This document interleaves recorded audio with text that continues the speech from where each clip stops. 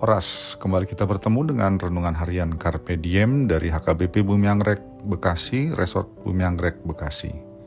Kembali kita akan bersama-sama merenungkan firman Tuhan, dan kali ini di hari Selasa 16 Juni 2026. Kiranya di hari ini damai sejahtera Allah yang melampaui segala akal, memelihara hati dan pikiranmu di dalam Kristus Tuhan kita. Marilah kita memulai perenungan firman Tuhan dengan menyanyikan buku yang di nomor 677, baitnya yang keempat.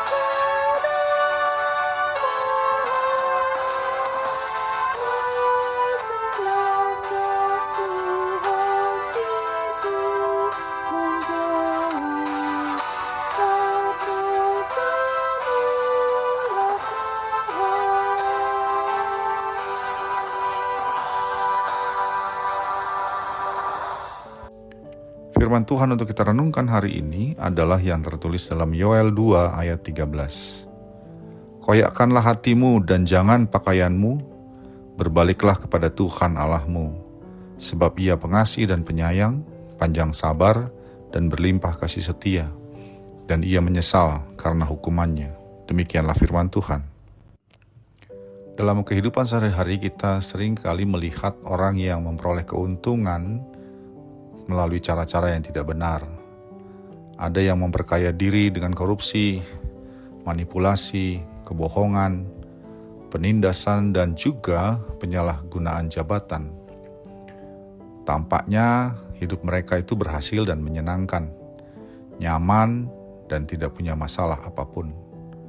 Namun firman Tuhan mengingatkan bahwa kejahatan tidak pernah menjadi jalan yang aman dan nyaman. Cepat atau lambat, kejahatan dan dosa akan mendatangkan hukuman dari Tuhan.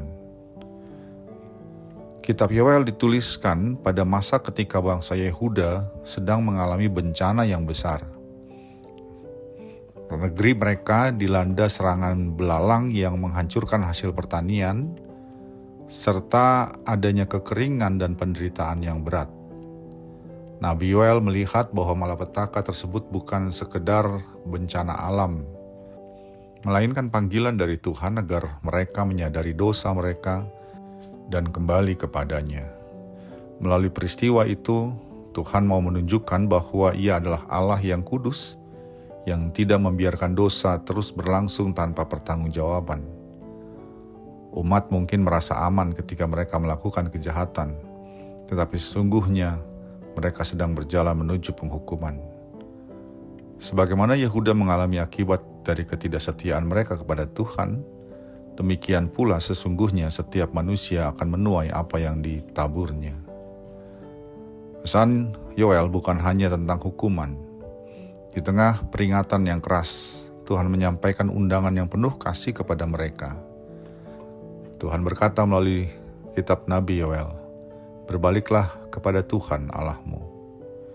Inilah yang menjadi keindahan dari firman Tuhan, yang juga dinyatakan dalam kitab Injil serta dalam perjanjian lama. Allah menghukum dosa, namun Dia juga adalah Allah yang pengasih dan penyayang. Ia tidak bersukacita melihat manusia binasa karena dosanya.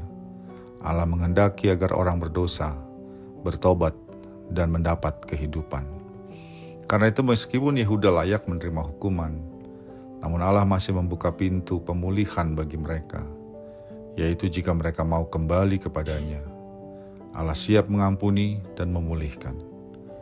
Demikian juga hari ini, seberat apapun dosa kita atau dosa seseorang, Allah masih memberi kesempatan untuk setiap kita, setiap orang bertobat, dan pintu anugerahnya selalu terbuka bagi mereka.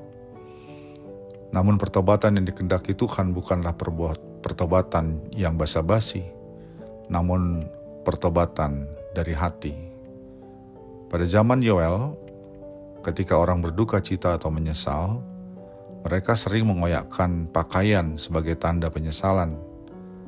Namun Tuhan mau berkata kepada mereka, bukan pakaianmu, tapi hatimu lah yang harus dikoyakkan. Artinya Tuhan tidak ingin penyesalan itu hanya tampak luar. Seseorang boleh menangis, berdoa panjang, rajin beribadah, bahkan terlihat saleh di depan banyak orang. Tapi belum tentu hatinya berubah. Pertobatan sejati bukan sekedar merasa bersalah karena ketahuan atau takut dihukum. Pertobatan sejati adalah perubahan hati yang lahir dari kesadaran bahwa kita adalah orang yang berdosa di hadapan Allah dan manusia sama, dan sungguh-sungguh ingin meninggalkan dosa itu. Allah melihat hati manusia. Karena itu, Allah tidak dapat ditipu oleh kata-kata maupun ritual ataupun penampilan lahiriah. Karena itu, orang yang bertobat di dalam atau berasal dari hatinya, meninggalkan dosa yang selama ini dipelihara. Jika selama ini dia terbiasa berbohong, menipu, atau berlaku tidak jujur, pertobatan dari hati berarti menghentikan semua itu. Pertobatan dari hati berarti mengembalikan apa yang bukan merupakan hak kita. Pertobatan sejati seringkali menuntut keberanian untuk memperbaiki kesalahan yang pernah dilakukan. Pertobatan dari hati juga berarti hidup sehari-hari yang kembali dalam jalan Tuhan. Benci kepada kejahatan, hidup peduli kepada sesama, dan memberikan pengampunan serta kemurahan hati.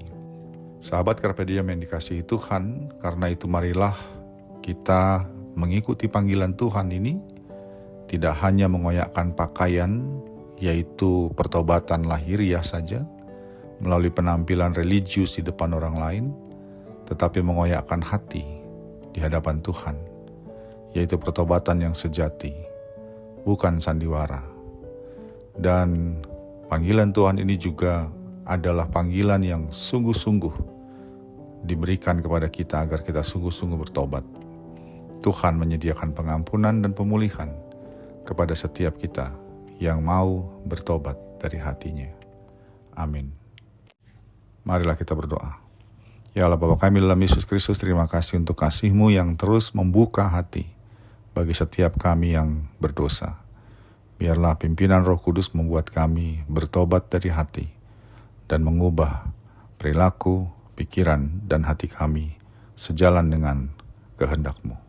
Dalam Yesus Kristus kami berdoa. Amin. Kasih karunia dari Tuhan kita Yesus Kristus, anugerah dari Allah Bapa kita, dan persekutuan Roh Kudus menyertai engkau sekalian. Amin.